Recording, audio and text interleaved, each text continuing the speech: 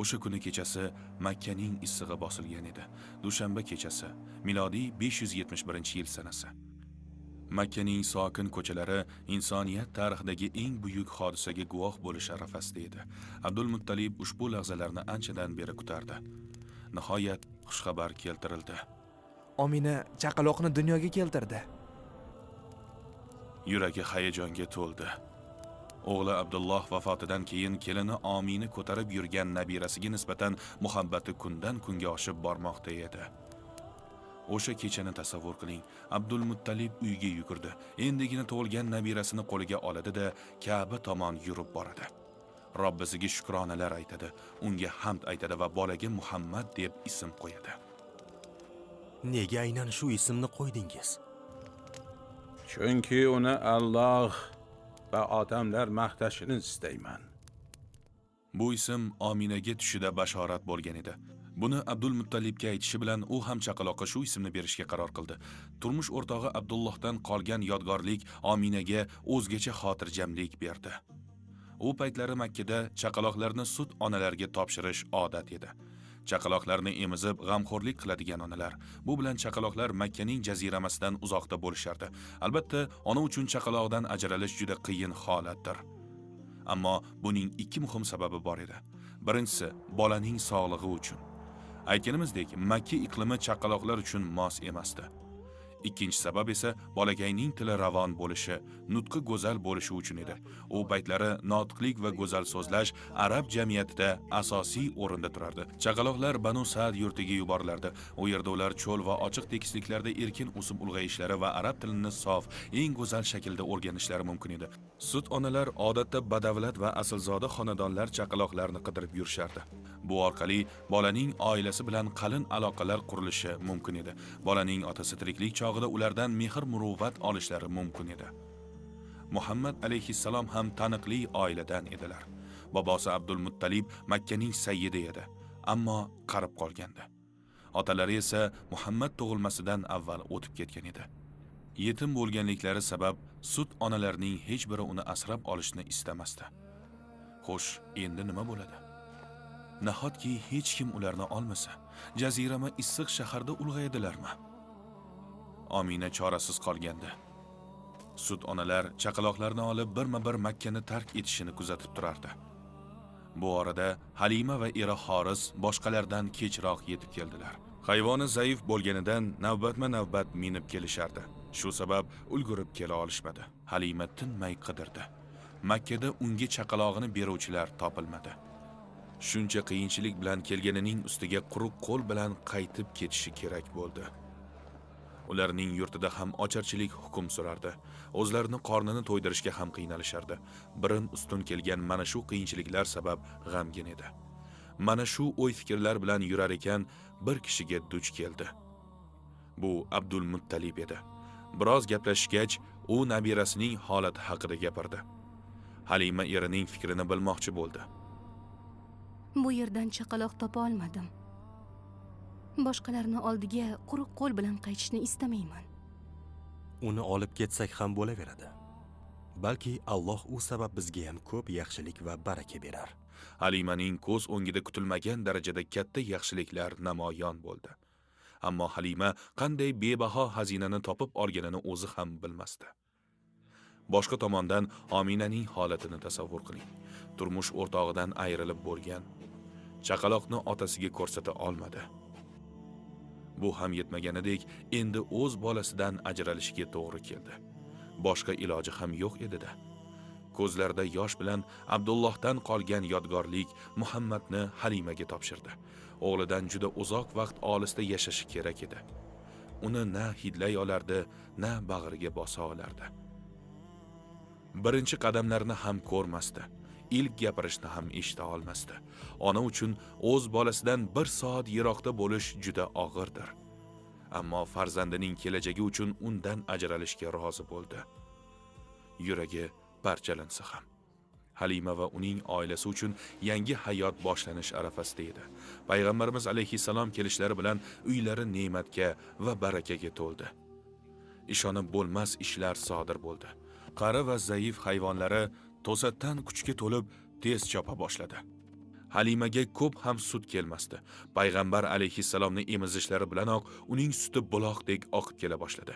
O'zining chaqalog'i Abdulloh ochlikdan juda ko'p yig'lardi. Payg'ambar alayhissalom bilan birga emizganda esa u ham jim bo'lardi. Adirlardagi qurg'oqchilik sabab yemoqqa o't topa olmay och qaytadigan chorvalari esa qorni to'yib qaytib ko'p sut beradigan bo'ldi. Uylari barakaga to'ldi. Boshqa oilalar esa ocharchilikdan sillasi qururdi. Bu davrda payg'ambar alayhissalom ham jismoniy, ham aqliy, ham ruhiy barkamol ulg'aydilar. Nihoyat 4 yil ham o'tdi. Qaytish vaqti yetgandi. Payg'ambar alayhissalomni o'z onasiga qaytarish lozim. Halimaning ko'zlarida yosh, undan ayrilgisi kelmas edi. Uni bag'riga bosib qayta o'pardi, lekin boshqa chorasi yo'q edi. Uzoq yillik ayriliqdan so'ng Omina o'z o'g'li bilan yana ko'rishdi. Qachonki uning qo'lidan tutaman desa, doim yonida bo'lardi.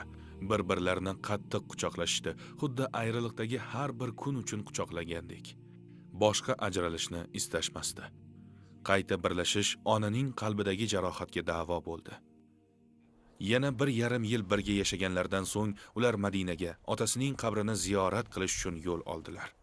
Qabrga borganlarida Ominaning ko'zlarida qayg'u uyg'ondi. Uning ongi va qalbi turmush o'rtog'i bilan o'tkazgan kunlarning sog'inchi bilan to'lgandi. Erini xuddi hozir yo'qotgandek yig'lashni boshladi. Allohning payg'ambari yetim bo'lib tug'ildi. Tug'ilganlarida otalari o'lgan edi. Dunyoga kelib, ota mehrini ko'rmadilar. Jajji qo'lchalari bilan otasining qo'lidan tutishni istardilar, lekin otalari yo'q edi. Ana shu lahzada ular ham otasining yo'qligini his qildilar. Ayni vaqtda onalarning qiynalishiga chiday olmasdilar. Ikkisi ham birgalashib yig'lashdi. Hech bo'lmasa onasining hayotligi bolaga taskin berardi. Ammo Omina uchun dunyodan o'tish vaqti yaqin qolgandi. Tez orada erining oldiga boradi. O'g'li bilan diydorlashuvi uzoqqa cho'zilmadi. Makka ga qaytar ekanlar, Omina betob bo'lib qoldi. Allohning payg'ambari o'shanda 6 yoshda edilar xolos. Avvo degan joyga yetganlarida Ominaning betobligi qattiqlashdi, qattiq azob chekardi. Unga ikki narsa ko'p azob berardi. Bolasini foniy dunyoda yolg'iz qoldirish va mana shunday yosh holida ham otadan, ham onadan judo bo'lishlarini o'ylab siqilardi. O'lim soati yaqinlasharkan farzandiga so'nggi bor qaradi. Uning yuzidagi nigohni so'z bilan ifodalash mushkul. O'limidan biroz avval ushbu so'zlarni aytdi. Har bir jon o'lim topadi, yangi narsa eskiradi. Yoshi o'tganlar kun kelib vafot etishadi. Dunyoda hamma narsa vaqtincha va kun kelib tugaydi. Ha, men ham o'laman. Ammo ismim odamlar yodida qoladi. Chunki men solih va pok farzandni dunyoga keltirdim, u meni yaxshilik bilan eslaydi. Birozdan so'ng uning ovozi to'xtadi. Tanasi esa jonsiz qoldi. Payg'ambar alayhissalom esa ko'zlarida yosh bilan qoldilar. Qalblari kuchli og'riqdan azob chekardi. Otasining qabrini ziyorat qilish bilan boshlangan safar onalardan judo bo'lish bilan tugadi. Otasidan judo bo'lgandan so'ng onalarni ham yo'qotdilar. O'sha so'zlar payg'ambarning quloqlarida qancha vaqt jarangladi ekan. Boshqa bolalar ona deganida u kishi yerga qarab turardilar. Yosh to'la ko'zlarda bu bolakay o'z onasining so'nggi damlarini eslardi. O'shanda uning enagasi Ummu Ayman yonida bo'lib, jajji Muhammad alayhissalomni tinchlantirib, ko'z yoshlarini artdi. O'sha kundan boshlab u doim uning yonida turdi. Onasining o'rnini bosish uchun qo'lidan kelganini qildi. To 25 yoshga yetib uylanmagunlaricha yonida bo'lib xizmatini qildi. Islomga da'vat boshlanganda Ummu Ayman din uchun buyuk ishlar qilishda ikkilanmadi. Ummu Aymanning payg'ambarimiz hayotidagi o'rni shunchalik muhim ediki, u unga shunday onalik mehr muhabbatini ko'rsatar ediki, keyinchalik payg'ambarimiz shunday derdi: "U mening onamdan keyingi onam." Makka ga qaytishgach, bobolari Abdul Muttallib o'z qaramog'iga oldi. Doim yonida olib yurardi. Nabirasi yonida bo'lmaguncha hech nima yemasdi. Abdul Muttallib qabila sayyidi bo'lgani sabab uning o'rindig'i Ka'ba ro'parasida joylashgan edi. U yerga o'z o'g'illarining ham o'tirishi mumkin emasdi, ammo 6 yoshli nabirasi Muhammad o'tirardi. Undan boshqa hech kimga ruxsat bermagandi. Muhammadni boshqalar to'xtatishsa, u shunday derdi: O'g'limni tinch qo'ying. Allohga qasamki, kun kelib uning nomi sharaf bilan tilga olinajak. Yoshligidan bobosi Makkani qanday muhofaza qilishini ko'rdi. Bolalikda ko'rganlari u kishini sardor bo'lishga tayyorladi. Ba'zida Abdul Muttallib unga ma'lum vazifalarni berib turardi. Nabiraning bobosiga hurmati baland edi. Boboning esa nabirasiga bo'lgan mehri baland edi. Ular juda yaqin edilar. Ammo bu aloqa uzoq davom etmadi. 2 yil o'tib bobolaridan ham judo bo'ldilar. Kimga bog'lanib qolsalar, Alloh ularni birma-bir olib qo'yardi. Go'yo faqat menga suyan degandek. Hayotlari davomida juda ko'plab yaqinlarini yo'qotadilar. Tirikliklaridayoq 7 ta farzandlarining 6 tasidan judo bo'ldilar. Ushbu turkum videolarimiz davomida u zotning tuganmas qiyinchiliklarga duch kelganiga guvoh bo'lasiz. Mana shu turli qiyinchiliklar sabab ummatning boshiga kelishi mumkin bo'lgan har qanday qiyinchilikni tushunishlari oson bo'ldi. Shu orqali u kishi bizlarga eng yaxshi ustoz bo'ldilar. Agar u kishi yengil hayot kechirib, Alloh unga hech qanday sinov bermaganida, qanday qilib bizlarga o'rnak bo'la olar edilar? Yoshligida atrofdagi odamlardan olgan barcha mehr, shafqat va muhabbat quyoshning turli oynalardagi aksiga o'xshar edi. Ammo muruvvatning asl egasi Alloh o'sha oynalarni birma-bir olib qo'yardi. Ya'ni u kishi yaqinlardan birma-bir judo bo'layotgan edi. Bu bilan Alloh unga rahim shafqatning asl manbasini ko'rsatdi va har bir ne'mat faqat undan kelishini o'rgatdi. Ya'ni faqat Alloh abadiydir. Agar istasa insonlarga ham abadiylik berishi mumkin. Agar u istasa bir-biridan judo bo'lganlar abadiy bo'lgan jannatda qayta uchrashishlari mumkin. Bu bilan Alloh u kishiga keyinchalik ayon bo'ladigan qiyomatga bo'lgan iymonining poydevorini yaratdi. Payg'ambar alayhissalomning yosh chog'larida mana shuncha qiyinchilikdan o'tganlari haqida o'ylasangiz hayratda qolasiz. Hayotlarining har bir lahzasi Alloh tomonidan reja qilingan.